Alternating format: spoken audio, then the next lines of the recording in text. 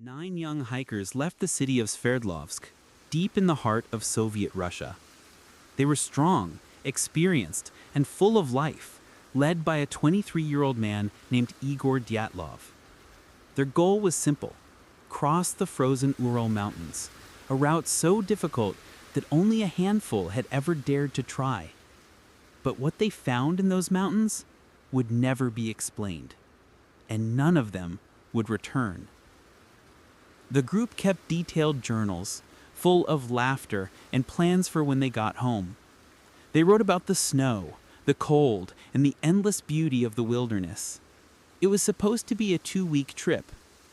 On February 1st, they set up camp at the base of a mountain called Kholat Syakhl, a name that, in the language of the local Mansi people, meant Mountain of the Dead. That night, something happened.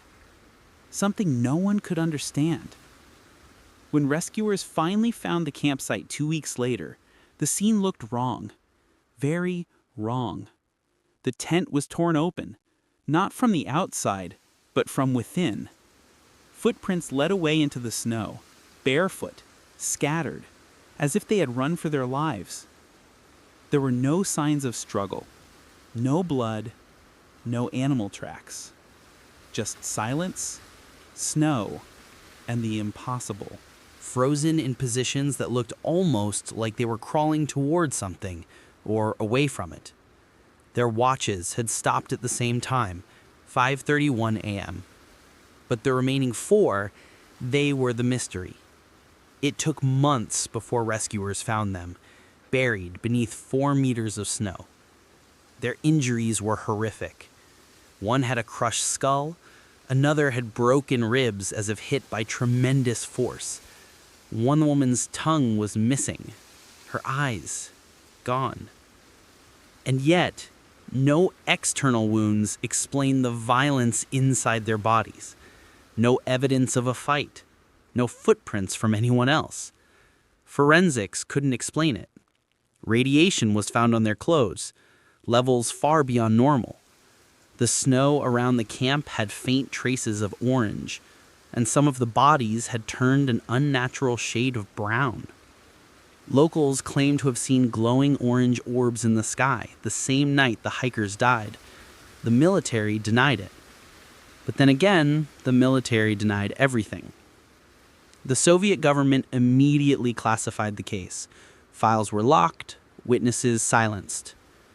The official cause of death: a compelling natural force. A phrase so vague it meant nothing and yet said everything. Over the decades, hundreds of theories tried to explain it. Some said it was an avalanche, but the slope was too shallow, the tent was still standing. Others spoke of infrasound, low-frequency vibrations caused by the wind, capable of inducing panic and confusion, driving people insane. But no one could explain the radiation, or the missing tongue, or why the group fled into the freezing night half-dressed, as if something inside that tent was worse than the storm outside. The Mansi people believed the hikers had disturbed sacred ground, that spirits had awoken, the ancient guardians of the mountain taking revenge for the intrusion. Others believed the Soviets were testing secret weapons, sonic bombs, radiation pulses, experimental gases, and the hikers had simply been in the wrong place, at the wrong time. In the recovered journals, the last entries were cheerful. No fear, no signs of tension. The final note, written by Dyatlov himself, said, "Now we know the snow can talk." Hours later, the snow answered. When the classified documents were finally released decades later, they revealed almost nothing new, just inconsistencies, missing photos, witness statements cut short. Even the autopsy reports didn't match. One investigator later admitted that the files had been altered, but he couldn't say by whom or why. In 2019, Russian officials reopened the case. The new conclusion? An avalanche. Again. But modern scientists who visited the site said it made no sense. The slope, the wind, the angle of the tent, none of it fit the pattern. It was like forcing a puzzle piece where it didn't belong. And the mountain, still quiet after all these years, kept its secret buried beneath the snow. Today, the Dyatlov Pass remains a place of silence. A memorial stone marks the site, covered in frost and mystery. Tourists still visit. Some claim to feel the air grow heavier, the sound of footsteps behind them, the faint echo of a woman's scream carried by the wind. The mountains don't speak, but they remember. And when the snow falls just right, you can still see the outlines of the tent, still hear the whisper of the storm, still feel that something is watching, something ancient, something that never left. Maybe it was nature. Maybe it was man.